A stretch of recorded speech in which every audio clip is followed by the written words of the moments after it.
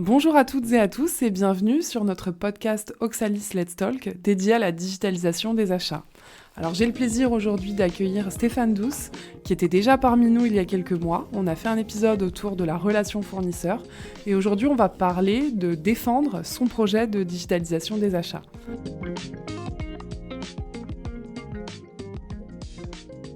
Bienvenue Stéphane. Bonjour Léa, bonjour à tous, merci pour cette nouvelle invitation.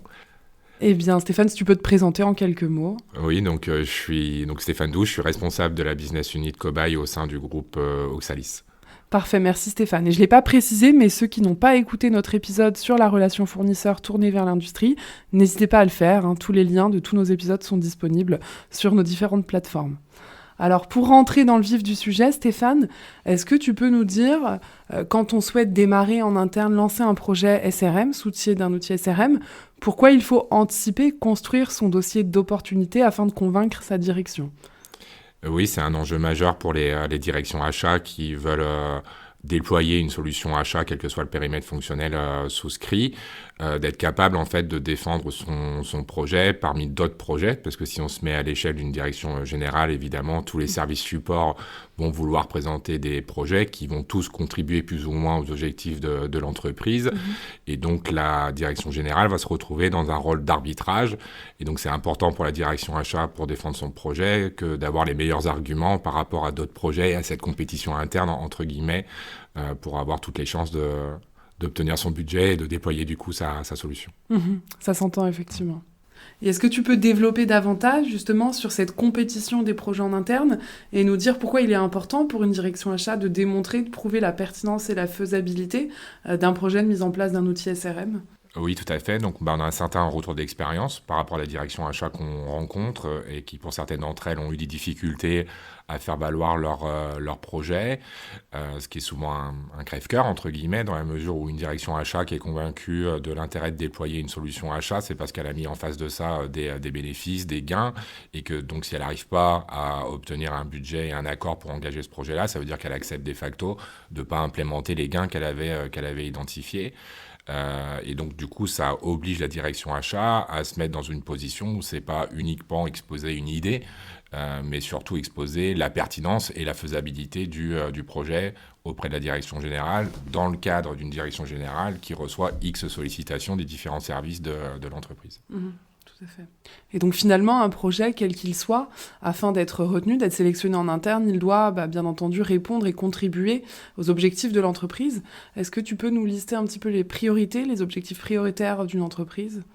Ça va dépendre d'une entreprise à une autre, de son contexte par rapport à son marché, mais on va retrouver des objectifs assez classiques, améliorer la satisfaction client, améliorer la profitabilité, limiter l'exposition au risque. Et donc, comme je le disais précédemment, d'une entreprise à une autre, suivant le secteur sur lequel elle évolue, suivant son contexte, les priorités sur ces objectifs-là sont différents. Et donc, c'est important que la direction achat s'aligne finalement par rapport à son projet sur comment son projet va satisfaire tel objectif prioritaire de l'entreprise et de ne pas être déphasé, présenter un projet qui est orienté savings alors que la priorité de l'entreprise, c'est sécuriser les risques.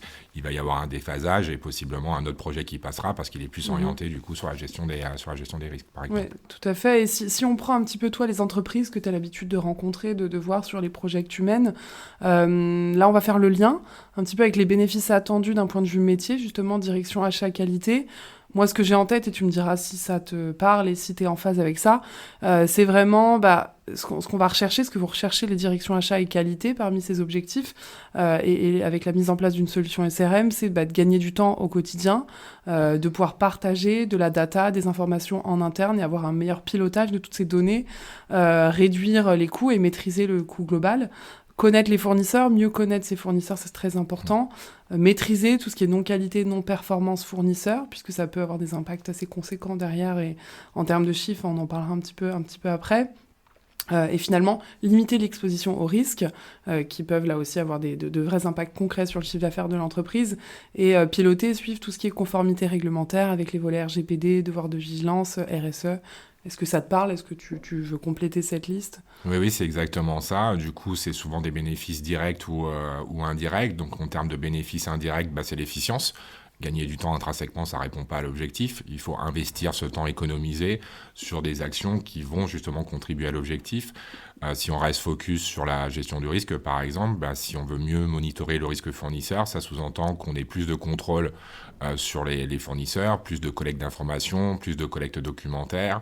On sait que les services achats sont des équipes plutôt restreintes avec des panels fournisseurs assez larges, donc c'est quand même assez chronophage de devoir opérer tout ce contrôle-là, ce qui sous-entend de faire levier sur l'efficience dans un premier temps, qui n'est pas un bénéfice direct, mais qui va être un bénéfice indirect, qui va contribuer à pouvoir passer plus de temps sur cette fameuse collecte d'informations ou collecte documentaire par rapport à un enjeu de risque, si tant est que ce soit la priorité de l'entreprise, mais ça se répète pour n'importe quelle priorité. Oui, et n'importe quel secteur. Ça permet de faire le lien finalement avec ce que proposent les solutions SRM S2C et comment elles répondent à ces enjeux.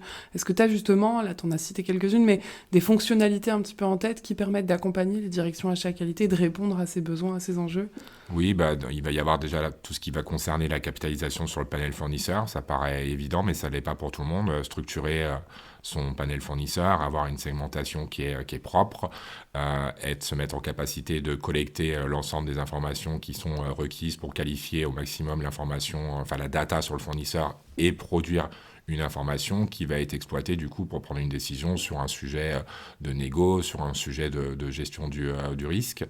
On va retrouver également la nécessité de piloter tout autant les processus achats que les processus qualité, nous concernant chez Cobaye pour le spectre industriel qu'on couvre un peu plus que les autres, où là, du coup, on va vouloir faire en sorte que tous les processus qui échappent à l'ERP soient pilotés par un SI, produisent du coup une capitalisation de données qui va permettre de produire l'information visant à prendre une décision plus rapidement et de la manière la plus éclairée possible.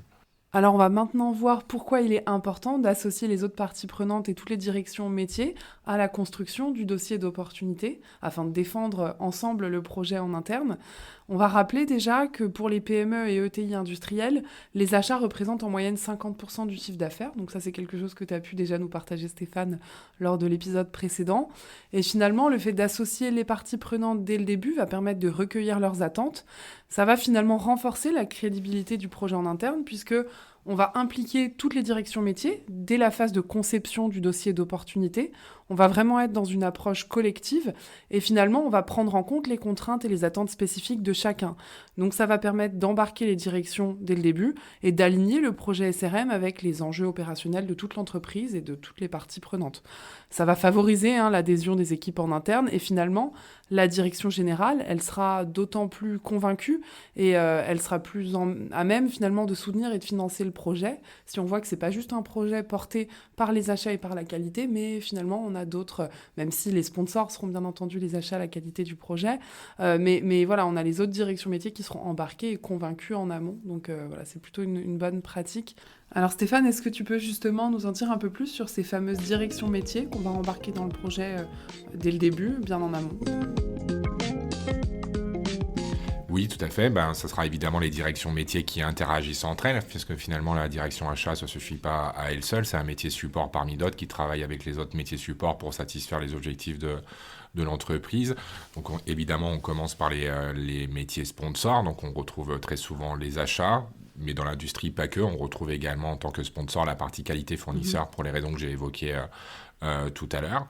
Et à partir de ces métiers sponsors, on va embarquer d'autres métiers support, donc la logistique pour la relation avec les approvisionnements. C'est important que les personnes qui traitent de la relation fournisseur au sens large soient au courant de ce qui se passe et comment ce projet va interagir, même s'ils ne sont pas directement concernés, mais qu'ils sachent quels sont les bénéfices escomptés et comment ils pourraient en profiter. On retrouvera également évidemment la direction administrative et financière, donc au-delà de son rôle d'approbateur du projet, puisqu'elle peut être directement concernée si le projet porte des objectifs de gains, de profitabilité, de productivité pour les ressources. Évidemment, la direction administrative et financière va exploiter finalement les bénéfices qui vont être produits par le projet. Et ce qu'on disait tout à l'heure, c'est que finalement, vu que les achats représentent une grosse partie du chiffre d'affaires souvent dans ce secteur-là, là on est directement dans le cœur du sujet, quoi. Donc, exactement, ils sont ça les concerne très largement. Pleinement concernés. Et on va retrouver très souvent, évidemment, la direction SI, pour le coup, qui va forcément se poser la question de comment va vivre ce projet dans l'écosystème SI de l'entreprise. C'est important que les choses soient cohérentes, qu'il y ait un écosystème SI qui soit cohérent dans l'entreprise. De surcroît, parce que pour apporter plus de valeur, on a besoin d'exister avec certains SI du client, notamment au niveau de l'ERP, où bien souvent on gère des intégrations pour faire en sorte d'avoir un écosystème SI qui soit cohérent pour le client et pour l'utilisateur, qu'il y ait des communications qui s'opèrent et qu'il y ait le moins possible de reprise de données manuelles et un maximum d'automatisation. Oui, tout à fait. Et finalement, là, c'est intéressant parce qu'on parle de la phase amont, de la construction du dossier d'opportunité pour défendre le projet en interne. Mais toutes ces parties prenantes qu'on évoque, les achats, la qualité, la logistique, la DAF, la DSI, souvent, ce sont on retrouve ces représentants de ces directions-là dans l'équipe projet une fois qu'on lance le projet SRM. Donc, ça participe, c'est ce qu'on disait tout à l'heure, on se répète un peu, mais à la conduite du changement et finalement à faire adhérer tout le monde, plus on le fait tôt, mieux c'est. Donc là, quoi de mieux que de le faire avant même de lancer le projet, justement, mais quand on essaie de le défendre et de lui faire voir le jour en interne. Exactement. Puis c'est des directions qu'on retrouve très régulièrement dans des CODIR ou des COMEX, donc c'est tout à fait cohérent de les avoir embarqués en amont de la présentation du projet. Tout à fait. Après, j'imagine que comme tout projet, finalement, le déploiement de la solution SRM va devoir se traduire par un retour sur investissement mesurable. Est-ce que tu peux nous en dire un peu plus? Comment on peut justement mesurer la rentabilité du projet? Oui, ça va être un axe majeur pour une direction générale pour prendre une décision. Il n'y a pas de projets qui sont validés sans avoir établi une piste de calcul de ROI. On a l'avantage sur les projets SI achat par rapport à d'autres projets type CRM par exemple, d'avoir une dépense qui est déjà devant soi. Donc on sait déjà ce qu'on doit manœuvrer et ce sur quoi on va faire levier pour faire ROI. Si on fait la comparaison avec le CRM par exemple pour la relation client, bien souvent le ROI est défini sur la base de l'acquisition de nouveaux business ou de nouveaux clients, ce qui est hypothétique, alors que dans le SRM on a une dépense achat qui est déjà présente. Donc il y a un effet d'immédiateté par rapport au ROI qui est plus évident. Néanmoins, il va y avoir plusieurs manières d'approcher le ROI. On parlait d'efficience tout à l'heure, ça touche directement aux ressources. On va peut-être être dans le cas d'une entreprise qui va vouloir préférer faire levier sur le digital plutôt que sur le dimensionnement des ressources humaines en se disant avant de dimensionner de la ressource, je vais me poser la question de l'efficience et je vais capter cette efficience en déployant un outil digital. Qui va accompagner les équipes, les rendre plus performantes, tout à fait, versus le recrutement de ressources supplémentaires. Exactement, surtout dans un contexte dans lequel on est, où évidemment on ne cherche pas à rajouter des charges fixes si vraiment il n'y a pas un intérêt immédiat et si on n'a pas une tendance de marché qui est plutôt favorable pour ça. On va être également sur des ROI sur la base des coûts de non-performance ou des coûts de non-qualité. C'est quelque chose qui n'est pas très lisible pour une entreprise aujourd'hui en termes de compte de résultat. Il n'y a pas dans un compte de résultat quelque chose qui s'appelle non-performance fournisseur. Pourtant, c'est une réalité. Il y a des études qui produisent de l'info sur le sujet qui disent que ça peut représenter jusqu'à 3% du chiffre d'affaires. Donc évidemment, se mettre en capacité de dimensionner en volume et en valeur la non-performance fournisseur, ça va permettre de faire levier dessus en termes de cashback pour aller récupérer cette valeur-là auprès des fournisseurs dans le cadre d'application de pénalités contractuelles ou d'un suivi classique du remboursement des coûts de non-qualité fournisseur. Avec des plans d'action, de pilotage, des plans de progrès qu'on peut justement suivre à travers les outils Exactement. Pour relever un peu le niveau des fournisseurs et pallier à tout ça. Exactement. Il va y avoir une logique qui suit à peu près celle qu'on vient d'évoquer, c'est le coût global d'acquisition. Ça, c'est plutôt acquis quand même aujourd'hui au niveau des achats que de ne pas regarder uniquement le prix unitaire, mais quel est le coût global d'acquisition. Onboarder un fournisseur, ça coûte de l'argent. Acheter une sous-traitance, il n'y a pas qu'un prix unitaire, il y a évidemment des efforts de qualification à faire, il y a possiblement des frais fixes à financer, donc se mettre en capacité de regarder le coût global d'acquisition et pas uniquement le prix d'achat, ça va permettre de faire levier sur des sujets de productivité. Et puis il y a également tout ce qui va rentrer dans l'évitement des coûts. Alors ça, c'est pas le sujet le plus facile à valoriser, mais pourtant c'est une réalité au quotidien. Un acheteur qui fait une négo parce que le marché lui proposait un certain niveau de prix, qui a réussi à manœuvrer une négo pour obtenir un prix plus bas, on va voir que le prix qu'il a négocié sur la commande, mais finalement, il a réussi peut-être à réduire un coût de 10, 15, 20%, enfin peu importe. Donc ça ne se valorise pas directement, mais néanmoins, c'est quand même un gain. Et il y a également l'évitement du coût sous l'angle des risques. Alors ça, c'est toujours, comment dire, ça peut produire une certaine difficulté à imaginer le dimensionnement de ça, mais pourtant c'est assez simple. Si on prend un risque qui se traduit par une rupture d'approvisionnement, une rupture de production, voire une rupture d'appro et de production reportée chez le client final, on sait combien coûte l'arrêt d'une ligne de production. On parle en dizaines de milliers d'euros de la journée, voire plus de la journée. Et donc finalement, quand on sécurise un risque, on vise évite ces coûts-là. à éviter un coût, exactement. Donc ça contribue effectivement au ROI. Alors, on va parler d'un autre volet intéressant et qui va permettre de favoriser un peu l'adhésion des équipes en interne et l'adoption du projet. C'est d'y aller progressivement, finalement, d'être sur un projet plutôt progressif. Ce qui est intéressant, c'est que les solutions SaaS sont assez modulaires et les éditeurs permettent justement d'avoir cette approche progressive, évolutive. On conseille vraiment de démarrer avec un périmètre limité, que ce soit d'un point de vue fonctionnel, mais aussi d'y aller progressivement et de déployer auprès de différentes populations d'utilisateurs. Ça va favoriser l'adhésion. Est-ce que tu peux nous dire, Stéphane, selon toi, quelles sont les fonctionnalités les plus stratégiques à déployer en premier sur la mise en place d'une solution SRM ? Oui, puis pour compléter ce que tu dis, ça va aussi aider à convaincre une direction générale qui va se dire, j'ai pas à faire un projet chamboule tout avec un périmètre fonctionnel très large. Je vais pouvoir commencer par un sujet, évaluer, puis après valider si je vais sur un élargissement du périmètre fonctionnel. Avec un pilote, finalement aussi, on a ce système de pilote où on Oui. déploie qu'une certaine population d'utilisateurs avant d'aller un peu plus loin.